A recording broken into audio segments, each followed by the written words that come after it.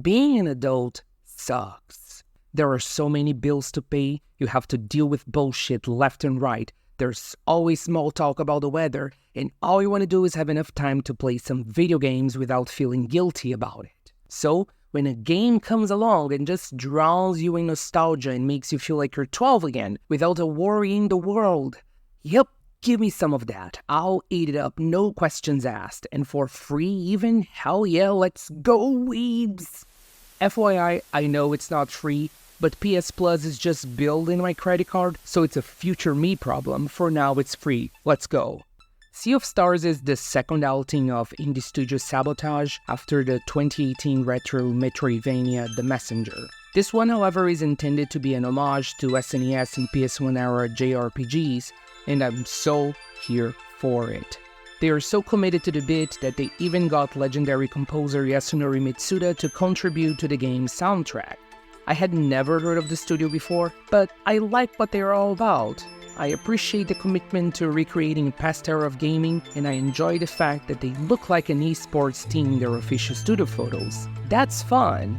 In the game, we follow main characters Zayo and Valir, who have the power to control eclipse magic from birth, so they grow up to become solstice warriors in order to eliminate monsters from another dimension called Dwellers, who in turn have been created by this evil alchemist called Fleshmancer because he's an asshole.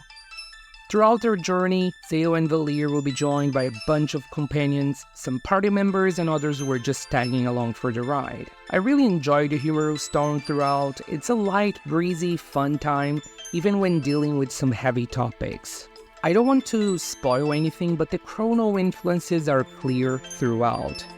I'll say it though, despite the game's systems clearly taking after Trigger, to me the story is more akin to Cross, which I feel like is a smart choice as that game isn't as popular and therefore Sea of Stars doesn't feel like a knockoff. Can you imagine if Zayo and Valir and the others traveled through time to stop the Dwellers? Yeah, that would have been a bit too much. Luckily, despite a familiar setup, the story does explore uncharted territory and there are some unexpected twists here and there, especially involving the later party members. Speaking of the party, I actually really enjoy the characters, I mean the supporting ones at least. Our two main characters are sort of bland. They're both assertive, gentle, caring, confident without being arrogant, and overall just really nice, well-rounded people despite growing up isolated from society. And that's sort of a problem. We can describe Valir and Zayo with the same adjectives. They are interchangeable. It's odd, especially considering that the supporting cast, like I said before, is solid overall. Garl is just awesome. Sarah is meant to be a mysterious badass with a past, but there are some surprises and nuance to the character. Toix, the historian, the three pirates who are not party members are all charming, especially Yolanda. And the extra party members that will pop up later on, and I'm not showing you, are all interesting as well. So Valir and Zayo stick out as the only bland ones. I feel like this was sort of a compromise between the silent protagonists of the SNES era and, properly written characters.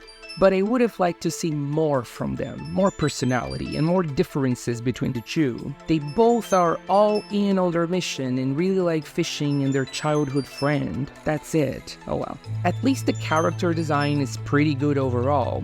Every party member has a distinct look that's easily recognizable in pixel art, and the bosses are pretty neat too. Each area is also easily recognizable. The game's got great traversal with some different gadgets at your disposal. There are unlocked as you progress in the story. There's a wind thingy you can use to move boxes around, a rope launcher, and the power to change the night and day cycle to review different areas in each one of the zones you're in. Overall, I really enjoy the dungeon design in this game.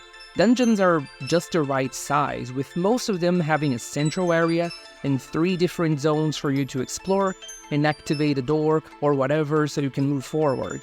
None of them overstay their welcome, and you don't feel the need to backtrack to constantly save and heal, and you also never get truly lost. They are mostly done in an hour, and you'll most definitely level up in them, so you never feel like you're wasting time. Sea of Stars also brings some mandatory RPG side activities to the table, like fishing, cooking, and a minigame to spice things up. Wheels is fine. I appreciate the effort, but it didn't really grip me to the point where it became a time sink. I played it maybe 3 times and I didn't feel like touching it again. The next Like a Dragon titles can't come soon enough because I'm itching for some addictive, ridiculous side activities. No one does it like RGG, really. Speaking of combat, the battle system doesn't set the world on fire or anything, but it is serviceable. I mean, if you don't like turn-based, Sea of Stars won't change your mind about it. However, if you do like it, then you're in for a good time. The game makes use of combos, similarly to the Chrono series, so 2 different characters can attack at the same time for extra damage, at the cost of up to 3 combo gauges. There's also an ultimate system akin to a Final Fantasy limit break or summon, with each playable character getting their very own over-the-top animation before the attack connects. Also similar to the Chrono series, there are no random encounters, no transitions to different battlefields, and last but not least, no grinding. Thanks for that. Sea of Stars also deploys another tried and tested formula to keep the turn-based battle system engaging. There's a timing mechanic similar to Paper Mario or the South Park RPGs to reduce damage taken or increase your hits.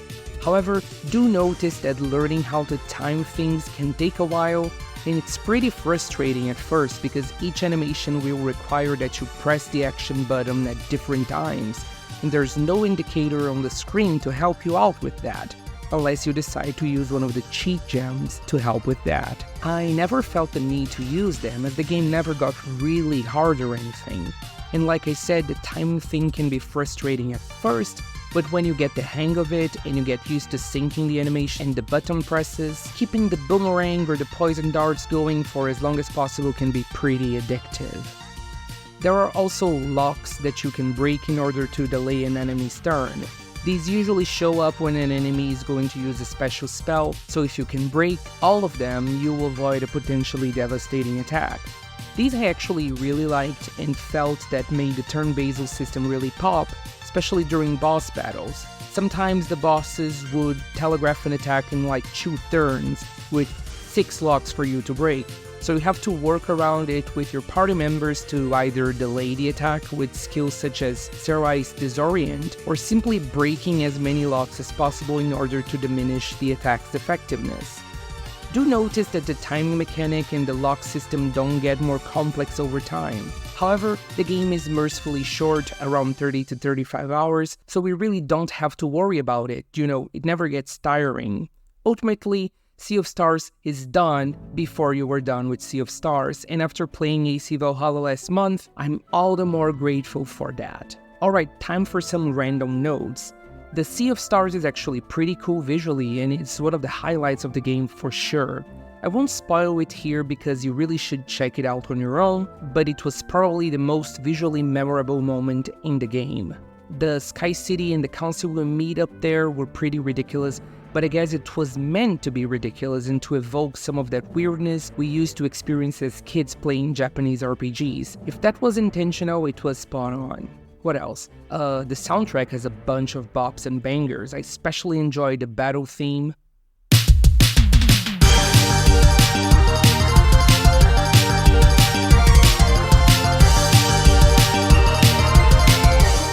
The boss battle tune.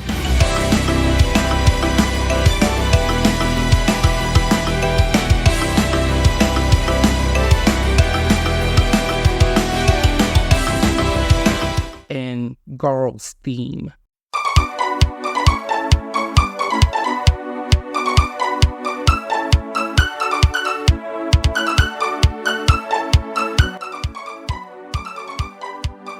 They ruled. To be honest, none of it reaches the heights of Yasunori Mitsuda's best work on the Chrono series, but really what does? So the fact that I can't really say where Eric Brown's work ends and Mitsuda's work begins is a huge compliment for my man Eric, especially because he pretty much penned the whole thing, apart from a dozen tracks or so. In fact, my 3 favorite tracks are all by him.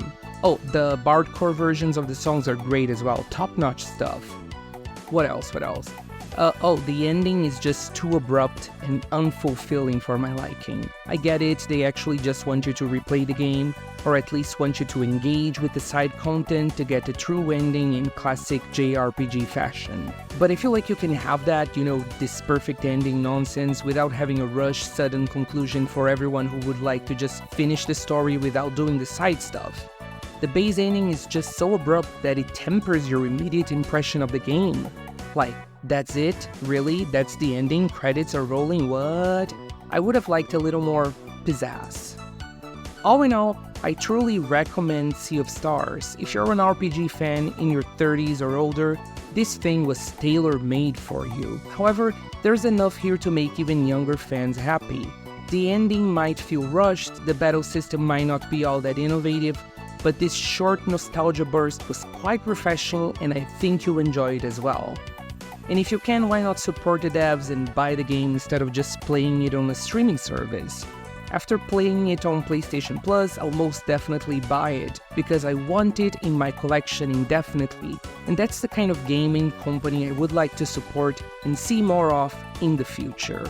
And that's it for this video. If you enjoyed this review, remember to leave a like and a comment. It really helps the video reach more people and prevents it from getting buried like my Assassin's Creed ranking. Thank you for watching, and I'll see you when I see you.